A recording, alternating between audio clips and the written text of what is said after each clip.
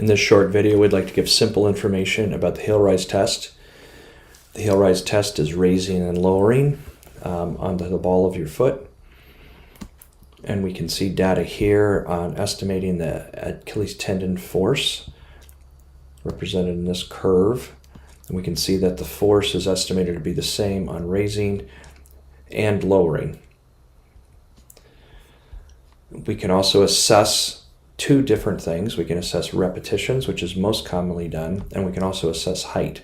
So let's talk about repetitions first. We can see some different studies here, and the average number of repetitions achieved by young athletes, quite high, but a lot of variability. And then again, just older adults, here the age is up, so somewhat less at 30. And then here's across different ages where the older people get, then the fewer they perform.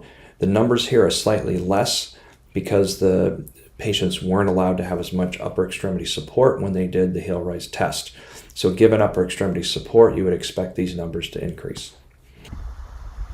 We can also assess height. So this is a study by Dr. Chimente and myself that we did in 2014, and we measured heel rise height in young controls, elderly controls, and people with acquired flat foot problems, so a foot problem of the mid-tarsal joint.